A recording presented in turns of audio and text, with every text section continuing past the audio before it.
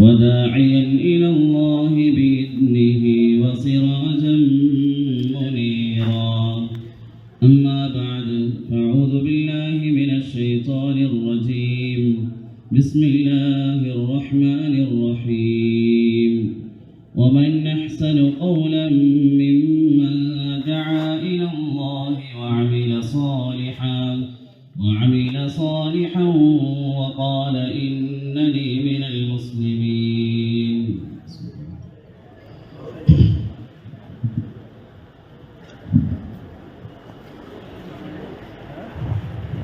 അല്ലാഹു സുബ്ഹാനഹു വ തആല നമ്മുടെ ഇരുത്തത്തെ കബൂൽ ചെയ്യുമാറാകട്ടെ. ഇതിൻ്റെ പേരിൽ നമ്മുടെ ഒരുമിച്ച് കൂടലുകളും അമലുകളും പരിശ്രമവും അള്ളാഹുവിൻ്റെ തൃപ്തിക്ക് വേണ്ടിയുള്ള അമലയെ അള്ളാഹു തആല കബൂൽ ചെയ്യുമാറാകട്ടെ. ബഹുമാനമുള്ള മുഅ്മിനീങ്ങളെ, അള്ളാഹു സുബ്ഹാനഹു വ തആല ദുനിയാവിൽ നൽകിയിരിക്കുന്ന ജീവിതം ഒരു അവസരമാണ്, കുറഞ്ഞ സമയത്തേക്കുള്ള ഒരു അവസരമാണ്. ഓരോ മനുഷ്യർക്കും അള്ളാഹു നൽകിയ സമയം അത് നിശ്ചിതവുമാണ്. ഇന്ന മുദ്ദത ഹയാതിക മഹ്ദൂദ വ അൻഫാസുക മഅദൂദ. മഹാന്മാർ പറയാറുണ്ട്, നിന്റെ ജീവിതത്തിൻ്റെ അളവ് അത് ഹദ്ദുള്ളതാണ്, ഒരു പരിധിയുള്ളതാണ്. നിന്റെ ഓരോ ശ്വാസവും എണ്ണപ്പെട്ടതുമാണ്. നമുക്ക് അള്ളാഹു നൽകിയിരിക്കുന്ന ഓരോ ശ്വസനവും അത് അള്ളാഹു നിശ്ചയിച്ച് എണ്ണി നൽകിയതാണ്. അതിനേക്കാൾ ഒരാൾക്കും കൂടുതൽ ലഭിക്കുന്നേയില്ല. അള്ളാഹു നിശ്ചയിച്ച സമയം മാത്രമാണ് നമുക്ക് ദുനിയാവിൽ ജീവിക്കാൻ സാധിക്കുകയുള്ളൂ. ഹബീബായ തങ്ങൾ സല്ലല്ലാഹു അലൈഹി വസല്ലമയുടെ പത്നി ഉമ്മു ഹബീബ റളിയല്ലാഹു തആല അൻഹ ഒരിക്കൽ തങ്ങൾ സല്ലല്ലാഹു അലൈഹി വസല്ലമയുടെ മുന്നിൽ വെച്ച് ദുആ ചെയ്യുകയുണ്ടായി. അള്ളാഹുവേ, നീ എൻ്റെ ഭർത്താവിനെയും എൻ്റെ സഹോദരനെയും എൻ്റെ പിതാവിനെയും എനിക്ക് ജീവിതത്തിൽ നീണ്ട വർഷങ്ങൾ പ്രയോജനമെടുക്കാൻ അവസരം നൽകണമേ. തങ്ങൾ സല്ലല്ലാഹു അലൈഹി വസല്ലം പറഞ്ഞു, ഉമ്മു ഹബീബ, നീ ചോദിച്ച ചോദ്യം അതിനേക്കാൾ നല്ലത് നീ ചോദിക്കുന്നത് അള്ളാഹുവിനോട് നരകത്തിന് കാവൽ ചോദിക്കലായിരുന്നല്ലോ. കാരണം ലഖദ് സഅൽതില്ലാഹ ലിആജാലിൻ മദ്റൂബ വഅയ്യാമിൻ മഅദൂദ വഅർസാഖിൻ മഖ്സൂമ. മുഹബീബ, നീ ചോദിച്ച കാര്യങ്ങളുണ്ടല്ലോ, അതൊരിക്കലും സാധ്യമാകുന്ന കാര്യമല്ല. കാരണം നീ അള്ളാഹു നിശ്ചയിച്ച് എണ്ണി നൽകിയ ദിവസങ്ങളാണ്. അതാർക്കും കൂടുതൽ നൽകിയില്ല. ഒരുപക്ഷെ അതിനുള്ളിൽ അള്ളാഹു ബറക്കത്ത് നൽകിയേക്കാം, പക്ഷെ കൂടുതൽ ആർക്കും നൽകുന്നില്ല. അള്ളാഹു എണ്ണി നൽകിയ ദിവസങ്ങളെക്കാൾ കൂടുതൽ നീ എത്ര ചോദിച്ചാലും അള്ളാഹു നൽകിയില്ല. അള്ളാഹു നിശ്ചയിച്ചതാണ്. അള്ളാഹു നമുക്ക് നൽകിയിരിക്കുന്ന ജീവിതം ഇതൊരവസരമാണ്. ഒരൊറ്റ അവസരമേ ഉള്ളൂ. അത് ഓരോ ദിവസം കഴിയുന്നതും തീർന്നുകൊണ്ടിരിക്കുകയാണ്.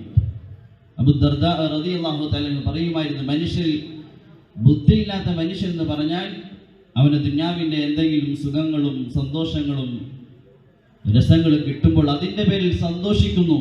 പക്ഷെ അവൻ്റെ ആ സന്തോഷത്തിനിടയിൽ ഇന്നൽ ലൈല വന്നഹാറ ദാഇബാനി ഫീ ഹദമി ഉംരി, എന്നാൽ അവൻ അറിയുന്നില്ല അതിനിടയിൽ ഓരോ രാത്രിയും പകലും ഇങ്ങനെ മാറി മാറി അവൻ്റെ ആയുസ്സിനെ നശിപ്പിച്ചുകൊണ്ടിരിക്കുകയാണ്. അവൻ ദുനിയാവിൻ്റെ എന്തെങ്കിലും സൗകര്യങ്ങളും രസങ്ങളും കിട്ടുമ്പോൾ സന്തോഷിക്കുകയാണ്. പക്ഷെ അറിയുന്നില്ല അതിനിടയിൽ ആ സന്തോഷങ്ങൾക്കിടയിൽ രാത്രിയും പകലും ഇങ്ങനെ മാറുന്നതിലൂടെ അവൻ്റെ ആയുസ് നശിക്കുകയാണ്, അവൻ്റെ അവസരം തീരുകയാണ്. അള്ളാഹു നമുക്ക് നൽകിയ അവസരങ്ങൾ ഓരോ ദിവസങ്ങൾ കഴിയുന്നതും തീർന്നുകൊണ്ടിരിക്കുകയാണ്. ഇമാം ഷാഫി റഹ്മത്തുള്ളാഹി തആല അലൈഹി കുറിച്ച് എഴുതിയിട്ടുണ്ട്, അദ്ദേഹം യുവാവായിരിക്കുമ്പോൾ തന്നെ വടി ഉപയോഗിച്ച് അദ്ദേഹം നടക്കുമായിരുന്നു. അദ്ദേഹത്തോട് ചോദിച്ചു, നിങ്ങൾ ആരോഗ്യവാനാണല്ലോ, എന്തിനാ നിങ്ങൾ ഇപ്പോൾ വടി ഉപയോഗിക്കുന്നത്? ഞാനൊരു യാത്രക്കാരനാണ്, ഞാനൊരു മുസാഫിറാണെന്ന ഓർമ്മ എൻ്റെ മനസ്സിൽ എപ്പോഴും നിലനിൽക്കാൻ വേണ്ടി. കടന്നു പോകേണ്ട ആളാണ് ഈ ലോകത്തിൽ, ദുനിയാവിൽ നിന്ന് സ്ഥിരമായി ജീവിക്കാൻ വേണ്ടി വന്നവനല്ല എന്ന് എൻ്റെ മനസ്സിൽ സ്ഥിരമായി ഓർമ്മയുണ്ടാകാൻ വേണ്ടിയാണ്. ഓരോ ദിവസവും നമ്മളെ കൊണ്ടുപോകുന്നത് നമ്മുടെ അന്ത്യത്തിലേക്കാണ്. ഇന്നകും തഗ്ദൂന വതറൂഹൂന ഫീ ആജാലിൻ ഖദ് ഗീബ അൻകും ഇൽമു. അബൂബക്കർ റളിയല്ലാഹു തആല അദ്ദേഹത്തിന്റെ ഖുത്ബയിൽ പറയുമായിരുന്നു, നിങ്ങളുടെ ഓരോ പ്രഭാതവും പ്രദോഷവും നിങ്ങളെ കൊണ്ടുപോവുകയാണ് നിങ്ങളുടെ അന്ത്യത്തിലേക്ക്. പക്ഷെ അതിൻ്റെ അവസാനം എന്ന് സംഭവിക്കുമെന്ന് അറിവ് അല്ലാഹു നിങ്ങൾക്ക് നൽകിയിട്ടുമില്ല. ഉറപ്പാണ്, തീർച്ചയാണ് നമുക്കുള്ള ഈ അവസരം തീരുക തന്നെ ചെയ്യും. എല്ലാ മനുഷ്യർക്കും കണ്ടുമുട്ടേണ്ട ഒരു അന്ത്യമുണ്ട്, ആ ജീവിതത്തിൻ്റെ ഒരു അവസാന ദിവസമുണ്ട്. അതെല്ലാം മനുഷ്യരുടെ പുറകിൽ അവനെ തേടി നടക്കുന്നുണ്ട്. നാം ദുന്യാവിനെ തേടി നടക്കുന്നത് പോലെ നമ്മുടെ അന്ത്യം നമ്മുടെ പുറകിൽ നമ്മളെ തേടി നടക്കുന്നുണ്ട്. അത് തീർച്ചയായിട്ടും നമ്മിലേക്ക് എത്തുക തന്നെ ചെയ്യും. അതിൽ നിന്ന് ആർക്കും രക്ഷപ്പെടാൻ സാധിക്കില്ല. മനുഷ്യൻ്റെ നഫ്സ് ഏറ്റവും വെറുക്കുന്ന ഒന്നാണ് മനുഷ്യൻ്റെ അന്ത്യം എന്നുള്ളത്, മരണം എന്നുള്ളത്. അബൂ ദർദാ റളിയല്ലാഹു തആല അൻഹുവിൻ്റെ മരണസമയത്ത് അദ്ദേഹത്തിൻ്റെ ചില അസ്വസ്ഥതയെല്ലാം കണ്ടപ്പോൾ ഭാര്യ ചോദിച്ചു, അല്ല ഭർത്താവേ അബൂ ദർദാ, നിങ്ങൾ മരണത്തെ ഇഷ്ടപ്പെടുന്ന മനുഷ്യനാണെന്ന് നിങ്ങൾ പറയാറുണ്ടല്ലോ, പക്ഷെ മരണം ഇത്രയും അടുത്തെത്തിയപ്പോൾ എന്താണ് ഒരു അസ്വസ്ഥത കാണുന്നത്? അദ്ദേഹം പറഞ്ഞു, ശരിയാണ്, ഞാൻ മരണത്തെ ഇഷ്ടപ്പെടുന്നുണ്ട്, പക്ഷേ വലകിന്നി നഫ്സി, എൻ്റെ നഫ്സ് മരണം സംഭവിക്കുമെന്ന് ഉറപ്പായപ്പോൾ നഫ്സ് കാണിക്കുന്ന അസ്വസ്ഥതയാണ്. ഒരാളുടെ ശരീരം ഇഷ്ടപ്പെടുന്നില്ല, ഒരാളുടെ ശരീരം ദുന്യാവിൽ നിന്ന് പോകാൻ ഇഷ്ടപ്പെടുന്നില്ല. മനുഷ്യൻ ഏറ്റവും വെറുക്കുന്ന കാര്യമാണ് അവൻ്റെ ജീവിതത്തിൻ്റെ അന്ത്യം വരിക എന്നുള്ളത്. അത് തീർച്ചയായും അവനിലേക്ക് എത്തുക തന്നെ ചെയ്യും. അതോടെ മനുഷ്യൻ്റെ ജീവിതത്തിൻ്റെ യാഥാർത്ഥ്യങ്ങൾ ആരംഭിക്കും. നമ്മൾ കാണുന്ന ഈ കാണുന്ന സ്വപ്നങ്ങളെല്ലാം അവസാനിച്ച് ജീവിതത്തിൻ്റെ യാഥാർത്ഥ്യം അതോടുകൂടി ആരംഭിക്കുന്നതാണ്. തീർച്ചയായും ഇവിടെയുള്ള വസ്തുക്കൾ വിട്ടിട്ട് പോകേണ്ടവനാണ്. അബൂ ദർദാ റളിയല്ലാഹു തആല പറയുമായിരുന്നു, ഞാൻ അദ്ദേഹത്തിൻ്റെ ജീവിതത്തിൻ്റെ ചുരുങ്ങിയ ചെറിയ ലളിതമായ ജീവിതം കണ്ടപ്പോൾ അദ്ദേഹത്തിന് ചില കൂട്ടുകാർ ചോദിച്ചു, നിങ്ങൾ ജീവിതത്തിൻ്റെ സൗകര്യങ്ങൾ ചെയ്യാത്തതാണ്, ജീവിക്കേണ്ട ഇവിടെ. അദ്ദേഹം പറഞ്ഞു, ഞാൻ എങ്ങനെ സൗകര്യം ചെയ്യും? ഇന്ന സാഹിബൽ മൻസിലി ലാ യദഉനാ ഫീ, ഈ വീടിൻ്റെ ഉടമയായ അള്ളാഹു എന്നെ വീട്ടിൽ സ്ഥിരമായി താമസിക്കാൻ വിടുകയില്ല. ഞാൻ എന്തെല്ലാം ഏർപ്പാട് ചെയ്തിട്ടും എന്താണ് പ്രയോജനം? ഞാൻ എന്ത് ഏർപ്പാട് ചെയ്താലും എൻ്റെ വീടിൻ്റെ ഉടമസ്ഥനായ അള്ളാഹു എന്നെ സ്ഥിരമായി ഇവിടെ താമസിക്കാൻ വിടുന്നവനല്ല, ഇനി ഇവിടുന്ന് കൊണ്ടുപോവുകയും ചെയ്യും, മടങ്ങിപ്പോകേണ്ടവനാണ്. ഉമർ ബിൻ അബ്ദുൽ അസീസ് റഹ്മത്തുള്ളാഹി തആല അലൈഹിയുടെ ഒരു സ്നേഹിതൻ മരണപ്പെട്ടു. ആ സ്നേഹിതൻ്റെ വീട്ടിൽ അദ്ദേഹം ആ കുടുംബക്കാരെ കാണാൻ വേണ്ടി ചെന്നപ്പോൾ കുടുംബക്കാരെല്ലാം വലിയ ദുഃഖത്തിലാണ്. വലിയ ദുഃഖത്തിലും കരച്ചിലും കണ്ടപ്പോൾ അദ്ദേഹം ചോദിച്ചു, എന്തിനാണ് നിങ്ങൾ കരയുന്നത്? നിങ്ങൾ എന്തിനാ ദുഃഖിക്കുന്നത്? നിങ്ങൾ കരയണമെങ്കിൽ നിങ്ങൾ സ്വന്തം നിങ്ങളുടെ നഫ്സിന് വേണ്ടി കരഞ്ഞുകൊള്ളി.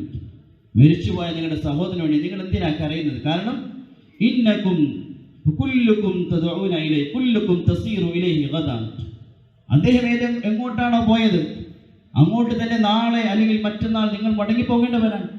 അദ്ദേഹം കുറച്ച് നേരത്തെ പോയെന്ന് മാത്രം. അദ്ദേഹം പോയതിന് നിങ്ങൾ കരയുന്നത് എന്ത് പ്രയോജനമാണ്? നിങ്ങൾ കരയേണ്ടതും ദുഃഖം നിങ്ങൾക്ക് വേണ്ടിയാണ്. കാരണം വകുല്ലുകും തസീറു ഇലൈഹി ഗദാ, നിങ്ങൾ ഓരോരുത്തരും ഒരു സംശയവുമില്ല നാളെ അല്ലെങ്കിൽ അടുത്ത ദിവസം അദ്ദേഹം പോയ അതേ സ്ഥലത്തേക്ക് മടങ്ങേണ്ടവരാണ്. സഹോദരന്മാരെ, അള്ളാഹു നമുക്ക് നൽകിയിരിക്കുന്ന ജീവിതം ഇത് അവസരമാണ്. ഇത് വളരെ വേഗത്തിൽ തീർന്നു പോകും. ഓരോ ദിവസവും കഴിയുന്തോറും അതിലേക്ക് അടുത്തുകൊണ്ടിരിക്കുകയാണ്. പിന്നെ നമ്മുടെ കണ്ണ് തുറക്കുന്നത് യാഥാർത്ഥ്യങ്ങൾ കാണാൻ വേണ്ടിയാണ്. മനുഷ്യർ ദുന്യാവിൽ ഉറങ്ങുന്ന മനുഷ്യനെ പോലെയാണ്. മരണം അവന് മുന്നിൽ എത്തുമ്പോഴാണ് അവന് കണ്ണ് തുറയുന്നത്. ഉറങ്ങുന്ന മനുഷ്യൻ ഒരിക്കലും യാഥാർത്ഥ്യങ്ങൾ കാണുന്നില്ല. പിന്നെ ഉറക്കത്തിൽ കാണുന്ന കാര്യങ്ങൾ സ്വപ്നമെന്നാണ് അതിൻ്റെ പേര്, യാഥാർത്ഥ്യമല്ല.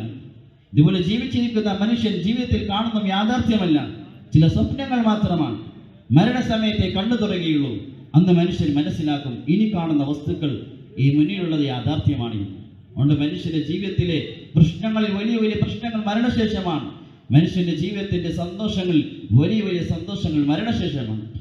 അനസ് ബിൻ മാലിക് റളിയല്ലാഹു തആല പറയുമായിരുന്നു, മനുഷ്യൻ കണ്ടുമുട്ടുന്ന രാത്രികളിൽ ഏറ്റവും കടുപ്പമുള്ള രാത്രി 2 രാത്രികളാണ്. അതിലൊന്ന് അവന്റെ ഖബറിലേക്ക് എത്തിയ ഖബറിലെ ആദ്യത്തെ രാത്രിയാണ്. നാം കണ്ടുമുട്ടേണ്ടതാണ്. നമ്മുടെ മുന്നിൽ വരുന്നൊരു യാഥാർത്ഥ്യമാണ്. എല്ലാ മനുഷ്യരും കണ്ടുമുട്ടേണ്ടതാണ്. അതൊരു യാഥാർത്ഥ്യമാണ്.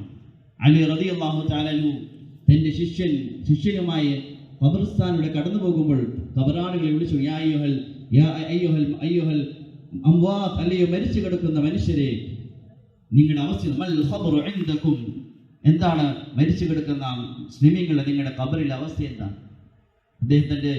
അദ്ദേഹം തന്റെ ശിഷ്യനോട് കുമൈലിനോട് പറഞ്ഞു. അദ്ദേഹം പറയുകയാണ്, ഖബറാളികളെ, നിങ്ങളുടെ ഖബറിന്റെ അവസ്ഥ എന്താണ്? നിങ്ങൾ പറയും. എന്താ നിങ്ങൾ മരണശേഷം നിങ്ങൾ വിട്ടിട്ട് പോയ വസ്തുക്കളുടെ അവസ്ഥ ഇതാണ്. നിങ്ങളുടെ സമ്പത്തിനെ അടുത്തവർ അതിനെ ഓഹരി വെച്ചെടുത്തു. നിങ്ങളുടെ ഭാര്യമാരെ മറ്റുള്ളവർ വിവാഹം കഴിച്ചു. നിങ്ങളുടെ മക്കൾ യതീമീങ്ങളായി. ഇതെല്ലാമാണ് പുറത്തുള്ള നിങ്ങൾ വിട്ടിട്ട് പോയ അവസ്ഥ. നിങ്ങളുടെ അവസ്ഥ എന്താണ്? മൽ ഖബറു ഇൻദകും.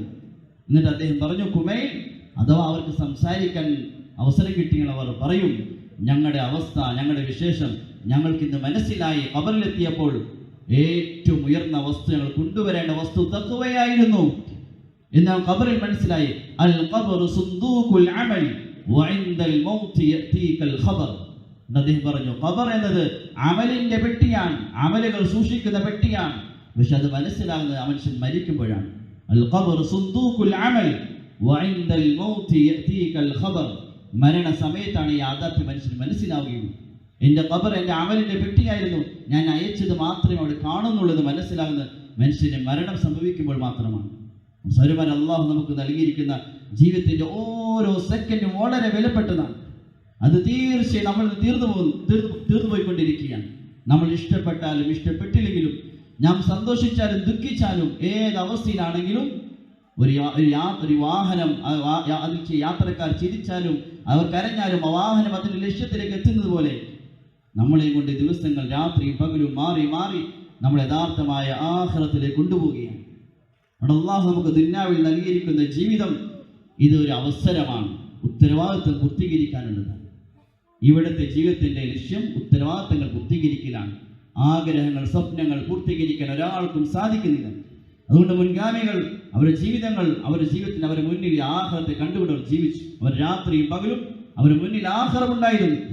അബ്ദുല്ലാഹി ഇബ്നു മസ്ഊദ് റളിയല്ലാഹു തആല ഒരിക്കൽ നടന്നു പോകുമ്പോൾ ഒരു മനുഷ്യൻ ഇങ്ങനെ ഉലയിൽ തന്റെ ആയുധങ്ങൾ ചൂടാക്കിയിരുന്നു. ആ കത്തിക്കൊണ്ടിരിക്കുന്ന തീ കണ്ടപ്പോൾ അദ്ദേഹം അവിടെ നിന്ന് കരയുകയുണ്ടായി. ചിന്തിച്ചിട്ട് ആഖിറത്തിൽ ഞാൻ ഈ തീ ദുനിയാവിൽ എങ്ങനെയാണെങ്കിൽ ആഖിറത്തിലെ തീയുടെ അവസ്ഥ എന്തായിരിക്കും? ഉമർ റളിയല്ലാഹു തആല ചില സമയങ്ങൾ തീ കത്തിച്ച് തന്റെ കൈവിരൽ അതിൽ വെച്ചിട്ട് നഫ്സിനോട് പറയുമായിരുന്നു, ഉമർ, നിനക്ക് നാളെ ആഖിറത്തിൽ നിനക്ക് ക്ഷമിക്കാൻ സാധിക്കുമോ? ദുനിയാവിലെ തീ നിനക്ക് ക്ഷമിക്കാൻ സാധിക്കുന്നില്ല എങ്കിൽ ആഖിറത്തിന്റെ തീ നിനക്ക് ക്ഷമിക്കാൻ സാധിക്കുമോ? സ്വന്തം നഫ്സിനോട് ചോദിക്കുവാൻ. അവർ ദുനിയാവിൽ ജീവിച്ചപ്പോൾ ആഖിറത്തെ മുന്നിൽ കണ്ടുകൊണ്ടാണ് ജീവിച്ചത്. അടുക്കൽ ഒരു സ്നേഹിതൻ വന്നപ്പോൾ അദ്ദേഹം വീട്ടിൽ വലിയ അബോധാവസ്ഥയിൽ കിടക്കുകയാണ്. കുടുംബക്കാരോട് ചോദിച്ചു, എന്ത് പറ്റി, എന്താ സംഭവിച്ചത്? പറഞ്ഞു, അയൽവാസിയായ ഒരു സ്ത്രീ ആ സ്ത്രീയുടെ വീട്ടിൽ തീ കത്തിച്ചപ്പോൾ ആ തീ കണ്ട് അദ്ദേഹം ചിന്താകുലനായി.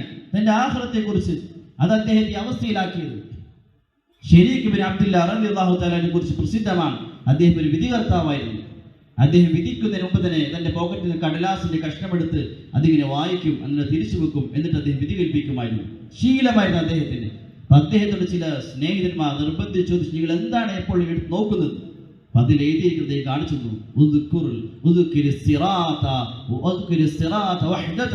നിങ്ങൾ സിറാത്തിനെ കുറിച്ച് ഓർക്കണം. എഴുതിയിരിക്കുകയാണ്, ഒറ്റ കടന്നു പോകേണ്ട സ്ഥലമാണ്. നാളെ അല്ലാഹുവിന്റെ മുന്നിൽ നിൽക്കുന്നതിനെ കുറിച്ച് ഓർക്കണം. ഇതെല്ലാ സമയത്തും മുൻഗാമികളുടെ ജീവിതത്തിൽ ഇത്രയും ഉയർന്ന അവസ്ഥയിൽ എത്താനുള്ള കാരണമെന്താണ്? അവർ ദുനിയാവിൽ ജീവിച്ചപ്പോൾ അവരുടെ മുന്നിൽ വരാൻ പോകുന്ന യാഥാർത്ഥ്യമായ ആഖിറത്തെ കുറിച്ച് ചിന്തയുള്ളവരായിരുന്നു. അതിനെ മുന്നിൽ കണ്ടുകൊണ്ട് ജീവിച്ചവരായിരുന്നു. സഹോദരന്മാരെ, നമുക്കും കടന്നു പോകേണ്ട സ്ഥലമാണ്. അതിനുമുമ്പ് ദുനിയാവിൽ കുറഞ്ഞ സമയമേ അല്ലാഹു നൽകിയിട്ടുള്ളൂ. ഈ ജീവിതത്തിന്റെ ഉള്ളിൽ നമ്മുടെ ഉത്തരവാദിത്വം പൂർത്തിയാക്കണം. നമ്മുടെ ആദ്യത്തെ ഉത്തരവാദിത്തമാണ് അള്ളാഹുവിനെ ശരിയായി അറിയുക എന്നുള്ളത്.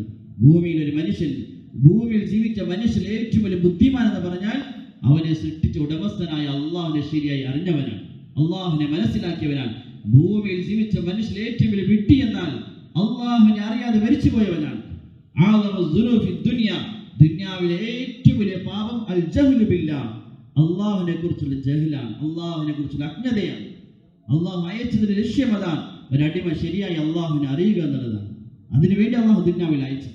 നമ്മുടെ ജീവിതത്തിൽ ലക്ഷ്യം അത് അള്ളാഹുവിനെ അറിയണം, അവന്റെ ഖുദ്റത്തിനെ അറിയണം, അവന്റെ സിഫാത്തുകളെ അറിയണം. ഇതൊരു അടിമയുടെ ആദ്യത്തെ ബാധ്യതയാണ്. അവന്റെ എല്ലാ സിഫാത്തും പരിപൂർണമാണ്.